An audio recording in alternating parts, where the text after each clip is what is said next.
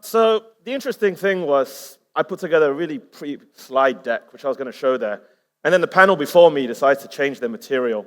And for the last 20 minutes, my heart's been sinking because everything I wanted to say, they pretty much said it.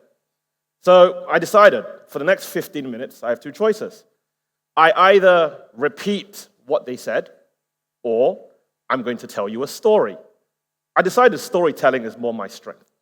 So before we continue and before we go into what are RWAs and lack thereof and where we stand in this ecosystem, makers are regulated market makers in the world.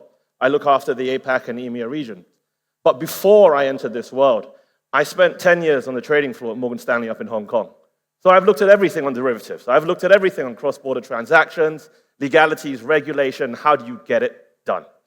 So the interesting thing in the story we're going to go through today and that journey is almost a division of RWAs. I think Anthony previously said it best, and I fully agree with it. RWAs, you can divide it into two main buckets.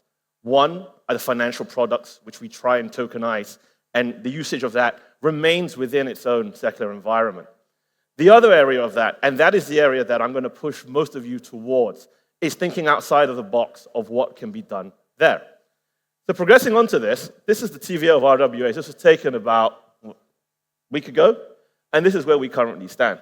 This is predominantly financial instruments. And if you think about what has happened in tokenization of real-world assets, especially when it comes to securities, the biggest problem is tokenization of a financial instrument does absolutely nothing for the marketplace. And I'm saying this extremely strongly. And the reason why is down to regulation. How it works within regulators, and if you were to look at Singapore, Hong Kong, London has the same thing, the US has the same thing. We have the concept of an accredited investor. And an accredited investor, what that means is a professional investor. What does it mean for them? Well, it means if a professional investor wanted to go out there and buy a bond, for instance, they would have to buy a certain amount of the bond. So even if you were to tokenize this bond, it would still need to be bought in that same quantum. What actually happens is because of this regulation, we are in a situation where the marketplace by tokenization doesn't change. That is the biggest problem. And we look at these things, and I think I agree to Rena's point. We talk about tokenizations of bonds, we cheer, we think it's an amazing thing for our space, until we take a step back and we realize that for all of the Web3 participants in the world, it does not affect them one single bit. The same thing for equities. If you think about the concept of tokenization of equities, it makes no sense. We've actually been through that journey of synthetic equities, and what we realized was the main thing. There was a complete lack of liquidity. And this will not change. If the stock market is the most liquid market in the world, why, when you tokenize it, should you expect liquidity to be on par? It's a completely different realm with completely different participants. So what does it look like? Now, this is what we currently have here. I want to make a disclaimer. This list is not exhaustive. But what this list shows you is a direction that we're moving towards in terms of these differentiating factors and some things for you to think about. The first real-world asset tokenization, if you think about it, was actually that of Tether. That was the first successful case. That was the first case of having something that had a real-world, technically, value. We ported it over, and it is the most basic source of value that we have. If you think about it and take a step back, what is real-world asset tokenization supposed to achieve? Really two things. One, efficiencies. The second, access. That is actually what we're trying to achieve if you take that step back. That sense of ownership, fine, it comes with it. But really what we want to do is access. Now, let's take an example for access. Imagine if you're a business owner. What do you want? You want access potentially to funding. If you were an investor, what do you want? You want access to a piece of the pie. But the one thing that keeps getting forgotten on these journeys, and I'm going to bring it up again because I do think this will be the biggest drive. In Singapore, we have one of the most progressive regulators when it comes to crypto as a whole, right? They are looking at real-world asset tokenization. I don't know how many of you follow the news over there. Recently, there was an initiative for tokenized treasuries of a program between DBS Bank, which is the largest bank there, and that of Ant Financial Group. And what they tried to achieve was tokenization of treasuries to allow Ant Financial Group, because they have multiple companies, because which Chinese company doesn't, to use that to transfer collateral on expedient basis between the different entities. That was proof it worked. But once again, take a step back. That does nothing for the world of what we see day to day in Web3. That is very much for your accredited investors, it is very much for your financial institutions, and it is very much for the banks to absorb it and to move forward. However, it's not necessarily a bad thing. And I say this because what it does is it finally brings financial institutions into the space.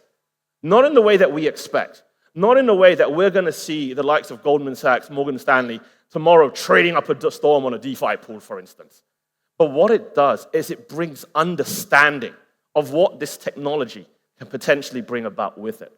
If you think about tokenization of treasuries, where is the true value? The true value comes down to, and I think Anthony brought up just now as well, is that of collateralization. It's that of leverage within, what do we call it? It's the wealth management realm. That is where there's value. The Middle East is primed for something like this. The number of sheikhs that you guys have over here within their portfolios, they can suddenly access all these products, use it as a leverage bundle, and leverage up to invest more. That is proof of concept, and it works. And that is why there is the importance of infrastructure in what we're doing. But the one thing we have to do is get a grip of ourselves. The problem in our space, and this is a problem that doesn't just apply to RWAs, but this applies, if you think about it, to since the evolution and the development of infrastructure and dApps within the space. We love to come up with products that nobody uses. We're really good at it. Then no one does it better than us. We are extremely good at taking this product and saying, this is the fastest, this is the most efficient, the most secure, the most effective. Oh, that's brilliant. How many users you got? None. And then do you know what we do? We take that product and we iterate it one more time to say, we've made it a little bit better. How many users? What's the same as 0, isn't it? So that's something that we have to figure out. And more so when it comes to something like RWAs, and I'll touch on that in a second why. Within the normal Web3 realm, when we build, and let's be honest, we have the best builders. Like all of the best builders of Web2 have moved to Web3. And it opens your mind. What they can do. I say this as the old guy in the room. I say this when I go to meetings. I'm almost 15 or 20 years older than everybody I'm talking to. And the stuff they tell me about the technology they can do, it's mind-blowing. But my first question then is, but who is going to use it? Do you actually have users? Right now, you see all these change looking for faster scaling. That's great, thumbs up. Here's your big star. But you do not have users. And that's where I think this statement will change, right? This is where the narrative needs to change. The narrative is no longer about bringing Web2 users into Web3. Let's be realistic about something here. How many of you right now, and you don't have to answer this because I know it'd be pretty embarrassing, if you were to take out your phone right now and open up your top 5 apps, how many of them are Web3 apps? I'm pretty sure I know, because for me it's 0. I think I barely know how to log into my MetaMask if you figure that part out as well. So based on that logic, we're doing it wrong. Because the fact is, if we were to take a step, you think this is big. Have you ever been to an expo when it's a holiday travel fair and seen how many thousand people show up there? That is the real marketplace. That is the real world. And plugging in Web3 plumbing into something like that, that is where you get proper users. Now, I digress slightly, and like I said, I'm here to tell you a story. So if we were to move into the real-world assets part of things, why is it so important? Because the building that we have done historically, when we have created a product, the underlying token that we tend to create is for utility. Even if it's just perceived utility, we create it because we think, fine, this is going to be used in this ecosystem. If it doesn't work, notice I am not using the term rug, but if it doesn't work, we shut it down, we try again. That's how it continues. When you enter the world of RWAs, you're fighting in the big leagues. You're fighting with regulators on every single part of the continent. You're fighting with regulators who have done years of history of dealing with financial institutions. As it said as well in the previous panel, you don't make a bank, you just buy a bank. Because creating something like that from scratch is near on impossible. So what actually happens in the real-world assets area is you are now touching product. You are touching underlyings that actually have day-to-day connectivity with everything that's out there. Let's use a case in point. Let's use real estate. I like real estate. I actually think the more I'm hearing about tokenization of real estate in the UAE, I think it's pretty cool. But I have another problem to that. And I love the fact that, yes, collateralize it here, buy it there, etc. But if I went to a coffee shop in Singapore, coffee shops in Singapore are a bit like your cafes out here, except on a much cheaper level. And I sat down there and I went to the auntie who sold me a cup of coffee. Would you like to buy a token of this building in the UAE? She looked at me like I'm mad. And that's the problem. The problem right now we have in the RWA sector is all we are doing is, once again, product pushing. We are just creating product, send.